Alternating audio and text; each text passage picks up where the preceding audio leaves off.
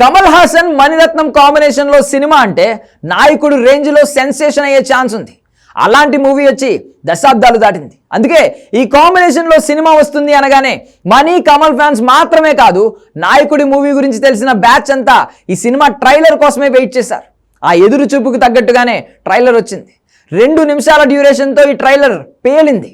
Kamal different looks, Simbu అవతారం, మధ్యలో మలయాళీ విలన్ల హల్చల్ అన్నీ బాగున్నాయి. ఆ లెక్కన ట్రైలర్ పేలినట్టే. కానీ ఒకటి మాత్రం పంచిచ్చింది. బాగుంది కానీ అలా లేదు, ఎలా ఉంది కానీ అంత సీన్ లేదు లాంటి మీమ్స్ కమెంట్స్ బాగా పెరిగాయి. అది ఎందుకో చూడండి.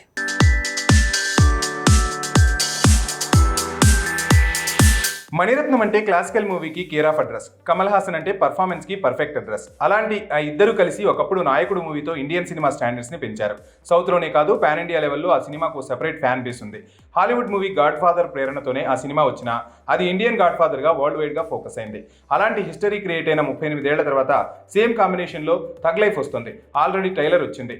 ఆ మధ్య వచ్చిన టీజర్ చూసి ఇదేదో కుంఫూలతో కూడిన సూపర్ న్యాచురల్ పవర్స్ ఉండే హీరో కథలా ఊహించుకున్నారు. కట్ చేస్తే ఇదో రెగ్యులర్ డాన్ కథలా కనిపిస్తోంది. మంచి రౌడీ గ్యాంగ్గా వారసుడిగా ఒక పిల్లాడిని చేరదీస్తే తనే చివరికి ఏకుకి మీకై వెన్నుపోటు పడవటం, తర్వాత తను ఎలా తిరిగి తన విశ్వరూపం చూపించాడనే స్టోరీ లైనే కనిపిస్తోంది. సింపుల్గా చెప్పాలంటే నాయకుడు మూవీ కథతో మొదలై నవాబు సినిమా కథతో ఎండ్ అయినట్టు ఉంది ట్రైలర్లో కంటెంట్. ఓకే బంగారం నుంచి మణిరత్నం కూడా తన సినిమాలను తానే రీమేక్ చేస్తున్నాడు అంటున్నారు. రోబో తర్వాత సీక్వెల్స్ లేదంటే రీమేక్స్ చేస్తున్నాడు శంకర్. మణిరత్నం కూడా సఖీని పోలిన ఓకే బంగారం తర్వాత రోజా లాంటి కథతో చెలియాను తీశాడు. నాయకుడు లాంటి కథను మరోలా నవాబ్ రూపంతో తీసుకొచ్చాడు. ఇప్పుడు ఆ రెండింటిని మిక్స్ చేసి థగ్ లైఫ్ చూపిస్తున్నాడు. ఈ మధ్యలో మణిరత్నం ఏదైనా కొత్తగా ట్రై చేశాడంటే అది పొన్నియిన్ సెల్వం మాత్రమే.